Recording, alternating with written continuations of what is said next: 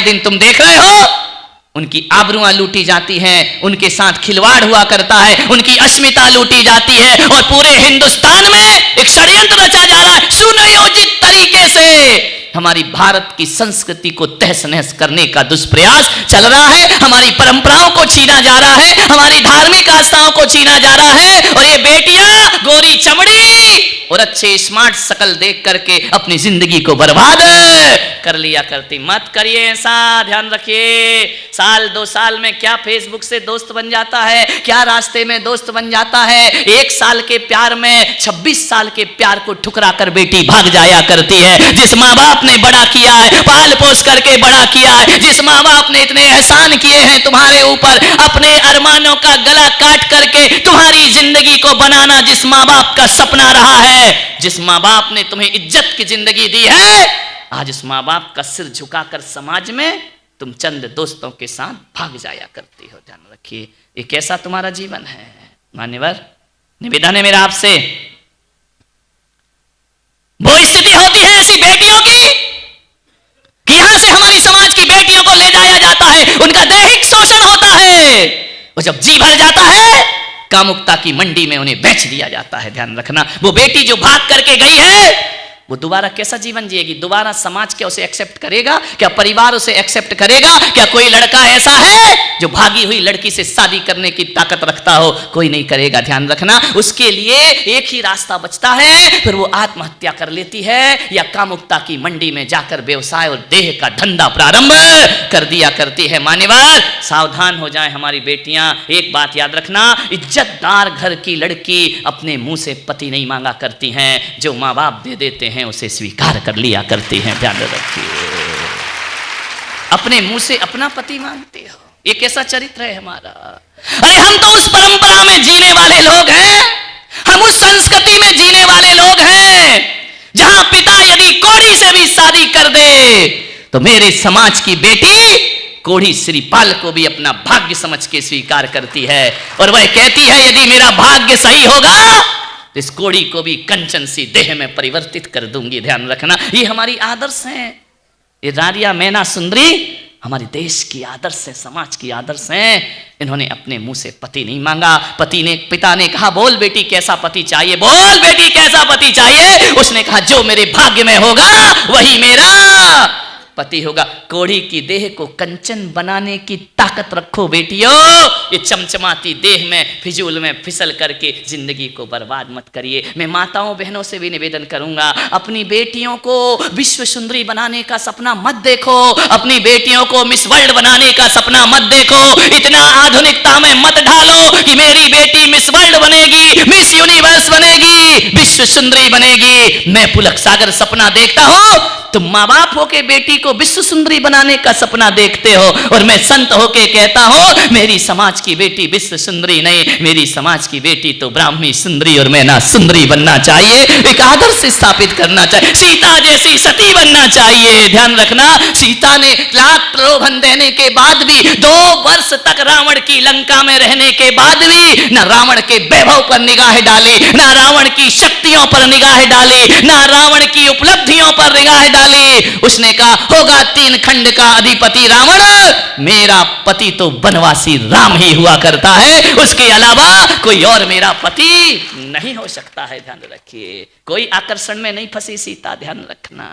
1000 प्रलोभन दिए, तुझे लंका की महारानी बना दूंगा। सीता ने कहा मैं राम की नौकरानी बनाकर जिंदगी काट लूंगी, लेकिन रावण की महारानी बनने को तैयार। क्या शील का प्रभाव था सीता का, एक तिनके के सहारे जहां चारों तरफ दुश्मन ही दुश्मन रहा करते हैं, एक तिनका यदि चरित्र का सामने कर देती थी तो रावण के पसीने छूट जाया करते थे सीता का स्पर्श करने के लिए। ध्यान रखना, एक तिनका भी हमारा सहारा बन जाया करता है। मान्यवर, ये हमारी समाज हमारे देश के आदर्श हुआ करते हैं। मेरे समाज का एक धर्म ऐसा है, मेरे समाज में ऋषभदेव का दरबार लगता है, और जब दरबार लगता है बेटी पूछती है कि पिताजी आप 3 लोक के नाथ हैं, सारी दुनिया आपको माथा झुकाती है, आपके चरणों का वंदन किया करती है, बताओ पिताजी क्या दुनिया में कोई ऐसा है जिसके आगे आपका सिर झुकेगा। ऋषभ देव ने कहा ये जो अवसर्पणी काल है, इसमें काल दोष के कारण बेटियों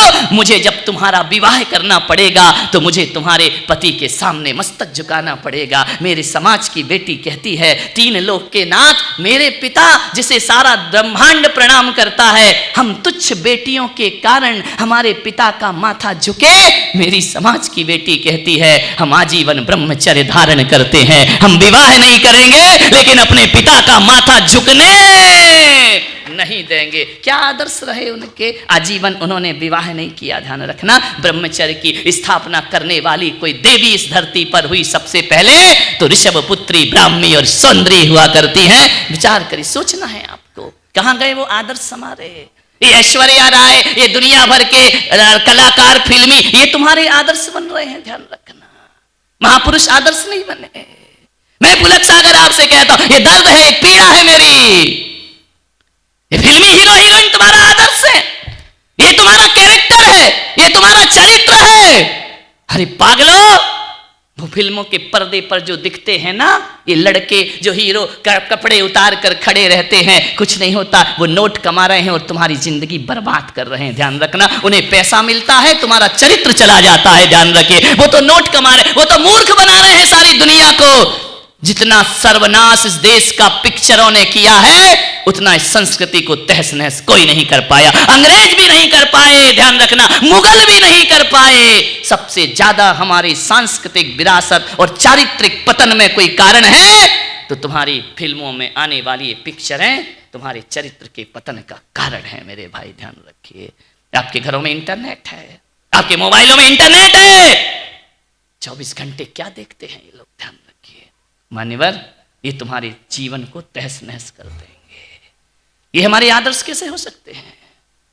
हमारी आदर्श सीता है, हमारी आदर्श द्रौपदी है, हमारी आदर्श चंदनवाला है, हमारी आदर्श मैना सुंदरी और सुरसुंदरी हमारे जीवन का आदर्श हुआ करती है। आपसे निवेदन करता हूं, इन बेटियों को इतने आधुनिक मत बनाओ। आप विश्व सुंदरी भी बन गई ना, तो जिस सड़क से गुजरेंगी लोग सीटे बजाएंगे। लड़के ध्यान रखना, ये तुम पे तंज कसेंगे, ये तुम्हारे रूप पर आकर्षित होंगे, ये तुम्हें कामुकता की दृष्टि से देखेंगे। और यदि किसी शहर के बीच बाजार से भी कोई बेटी यदि सफेद वस्त्र पहनकर निकलती है तो कामुक से कामुक बेटा भी साध्वी समझ के उनके चरणों को प्रणाम कर लिया करता है। एक पति पत्नी मेरे पास दर्शन करने आए, 5-6 साल का बच्चा भी साथ था। पति पत्नी ने बच्चे से कहा कि महाराज हैं, इन्हें धोख दो, इनको प्रणाम करो। बच्चा धोख देने को तैयार नहीं। माँ बाप ने उसका सिर पकड़ा और मेरे पैरों में रख दिया। अरे मैंने कहा ये क्या अत्याचार कर रहे हैं आप? बोले अत्याचार नहीं कर रहे महाराज, संस्कार दे रहे हैं। मैंने कहा धत तेरे की संस्कार? वो अकड़ा जा रहा है, तुम उसकी गर्दन मेरे सिर में लगाए जा रहे, लगाए जा रहे, लगाए जा रहे। बच्चा कह रहा नहीं करूंगा, नहीं करूंगा, नहीं करूंगा। मैंने कहा इस तरीके से ये प्रणाम नहीं करेगा। तो उन्होंने कहा महाराज हम कैसे सिखाएं, बड़ा ढीठ हो गया, कुछ सीखता ही नहीं है। मैंने कहा बच्चा ढीठ नहीं हो गया, तुम्हारी सिखाने की शैली गलत हो गई है। छोटा सा बच्चा था, ज्यादा बोलना भी उसे नहीं आता था। माँ बाप से मैंने कहा एक काम करो, तुम दोनों जरा हाथ जोड़ो। माँ बाप ने हाथ जोड़े। मैंने कहा तुम नमोकार मंत्र पढ़ो। माँ बाप नमोकार मंत्र पढ़ने लगे। छोटे से बच्चे ने देखा कि मम्मी पापा हाथ जोड़े हैं, उसने भी झट से हाथ जोड़ लिए। अब नमोकार तो उसे आता नहीं था, वह मुंह से बुदबुदाने लगा और चलाने लगा। अब मैंने कहा तुम दोनों प्रणाम करो। माँ बाप ने प्रणाम किया और बच्चे ने भी प्रणाम कर लिया। एक बात याद रखना, ग्वालियर वालों में आपसे इतना ही कहना चाहता हूँ, ये बात कहने का इतना ही मेरा मकसद है कि ये पीढ़ी 21वीं सदी की पीढ़ी ये सिखाने से नहीं सीखेगी, ये दिखाने से सीखा करती है। अरे जैसा तुम करोगे वैसा बच्चे करेंगे, जैसा तुम दिखाओगे बच्चे वैसा ही। अब सिखाओ मत, इन्हें करके कुछ दिखाइए। यदि आपने दिखा दिया, मालूम है बच्चे कैसे होते हैं? ये जो कैमरा लगाना मेरे सामने, टीवी का कैमरा, कभी छोटे बच्चों को देखना जो पलंग पे लेटा रहता है, वह बोलता कम है, वह देखता ज्यादा है। छोटे बच्चे किसी भी चीज को बड़ी टकटकी लगा करके देखा करते हैं। हमारी पलकें झपक जाएं लेकिन बच्चों की पलकें नहीं झपका करती हैं, बड़ी टकटकी लगा के देखते रहेंगे, देखते रहेंगे। आप सोच रहे हैं कि ये देख रहा है, अरे वो देख रहा नहीं, वो इस कैमरे की तरह निगाहें टकटकी लगा करके देख रहा है। और जो जो बच्चा देख रहा है वो उसके दिमाग में रिकॉर्ड होते चले जाता है, और जो जो रिकॉर्ड होता है वह उसका व्यवहार अभी कैमरा मुझे देख रहा है, बिल्कुल टकटकी लगाए यहाँ वहां नहीं देख रहा है, और अभी कुछ नहीं बोल रहा, चुपचाप खड़ा है। और जब मैं चुप हो जाऊंगा फिर ये बताएगा कि मैंने कैसा एक्शन किया, मैंने क्या बोला। अरे कैमरा अपनी तरफ से कुछ नहीं बोलता, जो बोलता है वह हमारे को देखकर बोलता है, और बच्चे अपनी तरफ से कुछ नहीं सीखते, जो भी सीखते हैं वह परिवार को देख करके सीखा करते हैं, हमारे व्यवहार को देख करके सीखा करते। हमारे घर में कैसा व्यवहार, एक पति बार बार झुंझलाएगा, बात बात पर उत्तेजित होगा। मैं आपसे पूछता हूं, सोचो बच्चा क्या रिकॉर्डिंग करेगा। एक बात ध्यान रखिए, जब तक औलाद नहीं हुई है तब तक जो करना है कर लो, और जिस दिन किसी औलाद को जन्म दे दो तो माँ बाप बनने का रोल अदा आपको करना चाहिए, शिक्षक बनने का रोल अदा आपको करना चाहिए। माँ की गोद बच्चे की प्रथम पाठशाला हुआ करती है। स्कूली ज्ञान के भरोसे मत रहना।